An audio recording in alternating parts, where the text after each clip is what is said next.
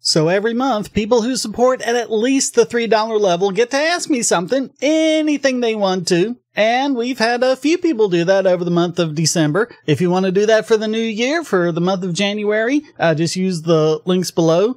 All you have to do is subscribe to Patreon or Subscribestar at the $3 level or higher and post a comment and ask me whatever you want. So we'll start over at Subscribestar with Rainbow Asteroids, who asks, how do you feel about right to repair legislation, and is it possible for an ANCAP to support such legislation with things like vendors being forced to make parts available for the public to purchase? Well, I don't think you have an accurate idea as to what right to repair legislation actually is. It's not about forcing vendors to make everything available. And look back over the history of my podcast. Look at the Louis Rossman's channel. Is a good example of this. He covers a lot of these issues. The problem is not that Apple, for example, won't make these parts available to the iPhone. They can make them available. There are lots of third parties that are willing to step in and do this. And yeah, some of them are kind of substandard, but there are others that are pretty good. But Apple does a lot of nefarious legal stuff to try and prevent that from happening. And that's the thing that needs to change. And that's why they're talking about right to repair legislation, because this is a legislative problem, not a technological one. So, I mean, anyone should be able to, do a $3 repair on an iPhone instead of people being forced to go to the Apple store and pay $150 or even have to buy a new phone for something minor that's gone wrong. And I think all that really needs to happen is just the recognition that if you purchase something physical like a phone or whatever, you own it. It's yours entirely, every last little bit of it. And therefore, you should have the right to do whatever you want to with it. You should have the right to modify it, repair it, whatever. And that means you should also have the right to pay someone else to make those repairs or modifications on your behalf. That's what's missing right now. And in my podcast, we've covered all sorts of crazy things like Apple getting customs to seize these third-party Bluetooth earbuds because they look too much like AirPods. They look like ours. So, who cares? That's the kind of thing that needs to change. So I think I answered the second part of your question as well. How would an ANCAP society handle the right to repair, and where do corporate societies fall in this regard? Yeah, all you need to do is get rid of that protectionist legislation. And this is a problem that solves itself.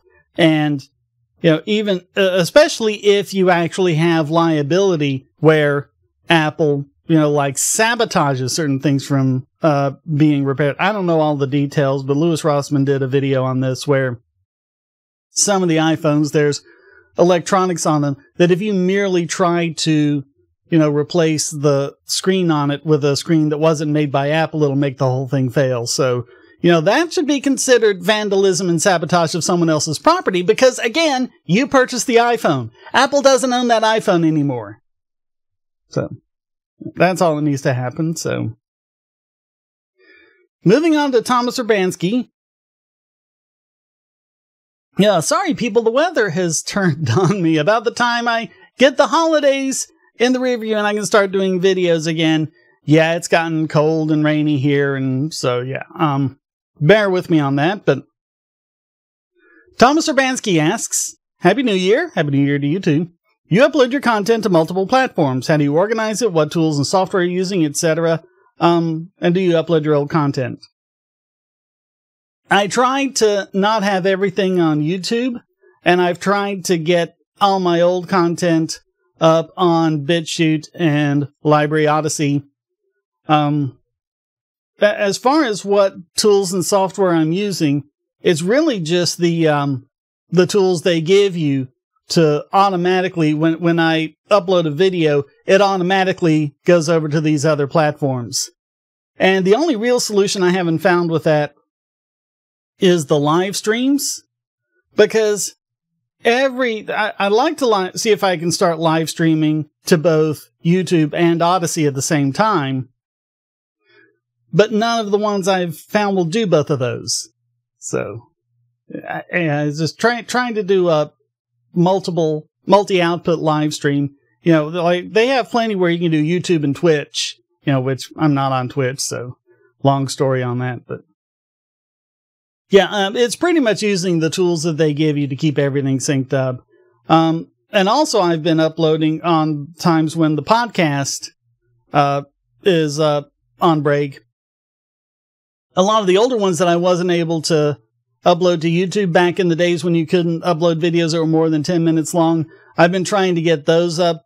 And at this point, I'll have to check, but I think at this point, the full version of every single podcast episode is on YouTube, and by extension, Library and BitChute.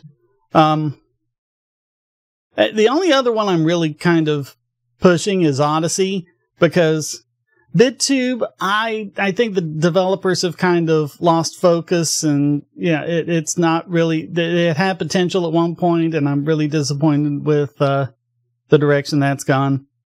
And BitChute, I don't know what their issue is, but you know, you have to be let into the special monetization club. Otherwise, you don't get to monetize your content. And they keep saying, soon we're going to let everyone in. Well, they've been saying that for years now, and they haven't, have they? So really, Odysee is the only one where we're given full support on that. But yes, I've also been trying to make sure that the old content is there too, so if something happens to my YouTube channel, it doesn't just go away. Okay, Agony asks, do you like the song The Black Halo by Camelot? I've never heard it. I know you gave a link, but I haven't sat down and listened to it. But there's the link if people want to go listen to it and see if they like it or not. Alright, and then that gets us over to Patreon. Just one there from Darth Vega. Merry Christmas and Happy New Year to Shane and all of his listeners, and back at you. Shane, I was wondering, do you think the U.S. will create a government cryptocurrency? Will it be superior to our current currency, or a giant failure? I don't know if they're going to create one or not, but I don't see it being anything other than a complete and utter colossal failure, if they do. And I mean, we saw that sort of thing in Venezuela with the Petro. You know, look that up and see how that was. That was crazy. But yeah, I think anytime you have someone trying to set up a centralized version of a cryptocurrency, it's not going to work out well. Even if it's not a government, if, you know, Microsoft decided to come up with a cryptocurrency, I would expect that to be pretty bad. Yeah. Yeah, unless it was like something completely internal, like if Apple wanted to make theirs to use as a back end for Apple Pay, so that they could easily, you know, move between, you know, international currencies. Something like that. That might be a way that someone could leverage it for different payments, and then you could use it to do direct payments between two Apple users or something like that. But even then, if you're gonna do that, why not just use Dash? I mean, don't reinvent the wheel. It's already there. It's already works. So that's just how I see it. And I think I don't know how. I was going to say history will bear me out on that. I don't like it when people say it, but I think that's the case, because regardless of what happens, you know, in history, even if Dash itself all of a sudden gets mismanaged and it's a different cryptocurrency, somewhere down the line, there's going to be, you know, it's going to be pretty obvious that the cryptocurrencies that are the biggest success, that work the best, are the ones that do the best job of making it open and transparent and decentralized, and not the ones that try to centralize and control it. So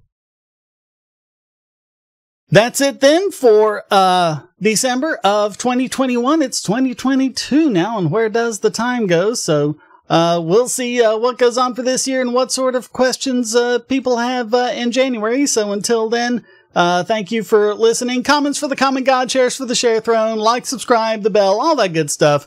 Donate.bogosity.tv. You can get the links not only to Patreon or Subscribestar, but to PayPal and all sorts of cryptos, ways to donate to this channel and keep me doing what I do. Thank you so very much. Until next time, stay strong and be free.